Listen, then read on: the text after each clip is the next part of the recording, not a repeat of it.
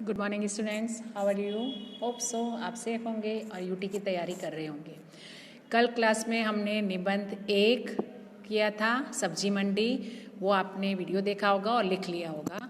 अब हम निबंध 2, नदी हमारा जल स्रोत, उसकी शुरुआत करते हैं। नदी हमारा जल स्रोत, स्रोत मीन्स जरिया, साधन भी कह सकते हैं, जन्म, मतलब हमें पानी के स्रोत कौन कौन से हैं जो हमने दुमदुमा गांव के बच्चे में देखा था कि नदी पानी मिलता है नदी से, तालाब से, कुओं, झरनों, समुद्र, और वहाँ सब जगह से मेन है उसका सोर्स बारिश। तो जो रेन, जैसे आपने ईवीएस में भी पढ़ते हैं, rain is the main source of water. तो वैसे ही पानी जब बारिश गिरती है तो इन सभी जगहों पर पानी भर जाता है और वो पानी हम लोग यूज़ करते हैं।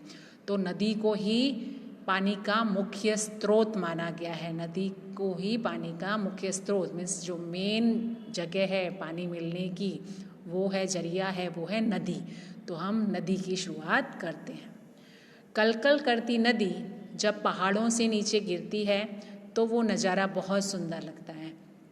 आप कहीं भी हिल स्टेशंस पे गए होंगे, आपने देखा होगा कि नदी जब गिरती है, पहाड़ों से निकलती है और नीचे गिरती है, फिर जाके मैदानों में, जंगलों में बिखर जाती है, तो वो नज़ारा, वो दृश्य होता है, वो बहुत सुंदर लगता है। वो देखने में पहाड़ों से गिरती हुई नदी बहुत सुंदर लगती है। नदी का पानी गांव और उसके पास रह रहे लोगों के लिए उपयोगी होता है। नदी पर चेक डैम बनाया जाता है जिसमें बहुत सारा पानी जमा होता है।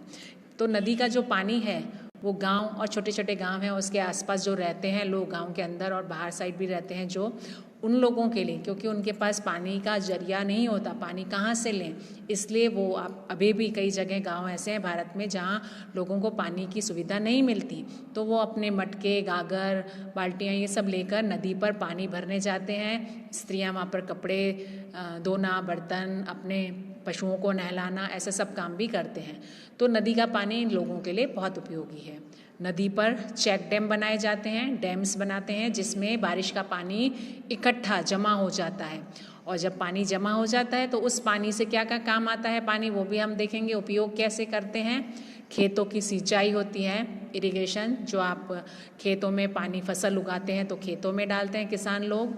उसके अलावा लोगों को क्या काम आता है, हम लोग सुबह से लेकर रात तक पानी का कितना उपयोग करते हैं, पीने के लिए, खाना बनाने, नहाने, कपड़े धोने, पशु पक्षियों के पीने के काम आता है, उनको नहलाने के काम आता है। तो पानी के बहुत सारे यूजेस हैं, वो हम यहाँ पर लिखेंगे। नदी किनारे कई पेड़ पौधे लगे होते हैं जिसकी छाया में पशु पक्षी और राहगीर आराम करते हैं।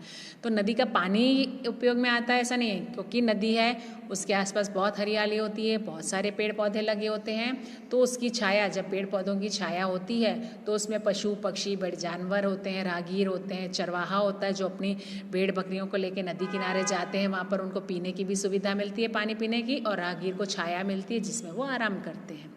लेकिन नदी के पानी का बहुत यूज़ है, लेकिन कुछ मिसयूज़ भी है। क्या मिसयूज़ है देखेंगे हम, कि जब बहुत बारिश होती है तो नदी में बाढ़ आ जाती है जिससे जान माल को नुकसान होता है। कि जब बहुत ज़्यादा बारिश हो जाती है, एक्सेस रेन होती है, तो नदी में बाढ़, बाढ़ मीन्स फ्लड, पहले भी हमने देखा था उड़ीसा में, केरला में कई बार बाढ़ आ चुकी है, और भी कई जगह हैं ऐसी जहाँ पर बाढ़ आती है। बाढ़ आने से क्या होता है, जान माल को, लोगों की जान को, जानवर, पक्षी, माल, सामान बह जाता है, ऐसा कैसा, लोगों को बचने का भी मौका नहीं मिलता, क्योंकि बारिश का और पानी का फ्लो इतना ज़्यादा होता है, नदी अपने उफान से ऊपर बहने लगती है, नदी का पानी बाहर सड़कों पर आ जाता है, तो बाढ़ के कारण बहुत ज़्यादा नुकसान होता है। लेकिन फिर भी जो नदी है हमारे लिए बहुत उपयोगी है। ये नुकसान होता है लेकिन जो उसके फ़ायदे हैं वो उससे कहीं ज़्यादा हैं, इसीलिए नदी को हमारे लिए बहुत उपयोगी माना जाता है। इसलिए हम नदी को लोक माता भी कहते हैं। लोक यानी संसार या जगत, लोग नहीं है, ध्यान रखिएगा, लोक, लोक यानी संसार, जगत, दुनिया, और माता यानी माँ। जैसे माँ अपने बच्चों का पालन पोषण रक्षण करती है, वैसे नदी पूरे जगत का, पूरे संसार का पालन पोषण रक्षण करती अपना पानी देके, इसीलिए उसको लोक माता भी कहते हैं। तो ये देखिए, ऐसे आपको इजी है, आप अपने वर्ड्स में भी लिख सकते हैं। आपने नदी भी देखी है, क्या यूज़ होता है उसके पानी का, वो हमने लेसन में ऑलरेडी पढ़ चुके हैं। तो इस तरह से आप अपने नोटबुक में ये ऐसे भी लिखिएगा, इसका PDF भी मैं आपको भेजती हूँ। ओके, फिर आप सब्जी मंडी और नदी दोनों में ये UT के लिए जो आपको अच्छा लगे, इजी लगे, जो लिख पाए वो रेडी करिएगा।